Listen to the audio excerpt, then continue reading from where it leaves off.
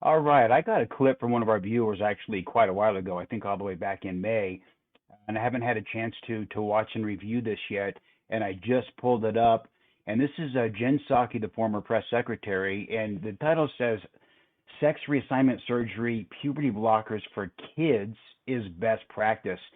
Already, I'm a little bit suspicious of that because there's no child having sex reassignment surgery. That's not even a possibility. However, puberty blockers at some point in the mid to late teens would be an option. So I'm interested to see how this goes and what she's saying about this. So let's watch this together. For you before we get to your questions. Across the country, as we've talked about a bit in here, Republican elected officials are engaging in a disturbing, cynical trend of attacking vulnerable transgender kids for purely partisan political reasons. Today in Alabama, instead of focusing on critical kitchen table issues like the economy, COVID, or addressing the country's mental health crisis, Republican lawmakers are currently debating legislation that, among many things, would target trans youth with tactics that threatens to put pediatricians in prison if they provide medically necessary, life-saving health care for the kids they serve.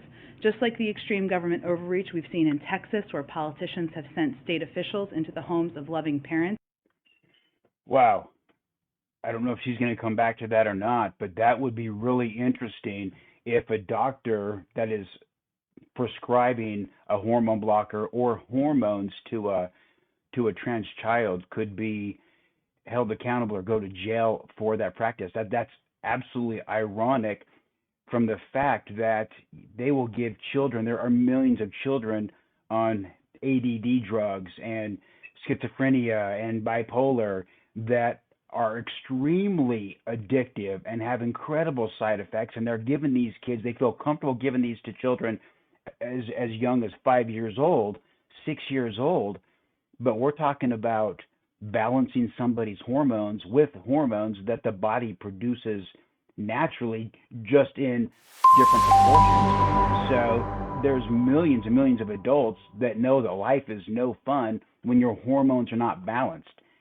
So the number one thing to do with a transgender child is first get their hormones balanced, and then you can start identifying, what else is wrong, if anything else is wrong. But if that's true and we can't even chemically balance a child, then there's another agenda for that. There'd be no reason to not let a child be mentally stable and healthy, just balanced in their hormones. And they're really willing to put these chemicals in their bodies that have incredible side effects and are very, very addictive. I don't understand that at all. I would need to look into more of that. To investigate them for abuse, just to harass and intimidate the LGBTQI plus community. Today's vote in Alabama will only serve to harm kids. But Alabama's lawmakers and other legislators who are contemplating these discriminatory bills have been put on notice by the Department of Justice and the Department of Health and Human Services that laws and policies preventing care that healthcare professionals recommend for transgender minors may violate the Constitution and federal law. To be clear, every major medical association agrees that gender-affirming healthcare for transgender kids is a best practice and potentially life-saving. All of this begs an important question. What are these policies actually trying to solve for?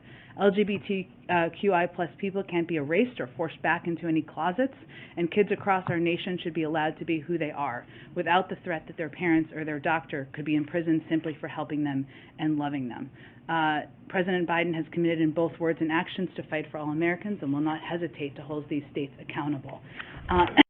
Last item for you. Wow. So number one, she said nothing about sex reassignment surgery, which is, the title of this. So that already is a huge red flag.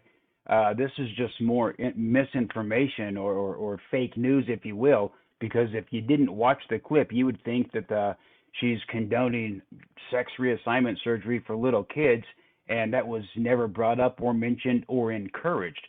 What is encouraged is getting kids chemically balanced with the hormones so we can better identify, if there's other issues that need to be addressed. So the title is completely misleading, and it would be a tragedy if we couldn't chemically balance some of the people that need it the most. That's very disturbing in itself. But, that's my take. I do need to look more into that and see what laws were passed and what that looks like. But to me, this is a lot of people making decisions without enough information or understanding to make those decisions.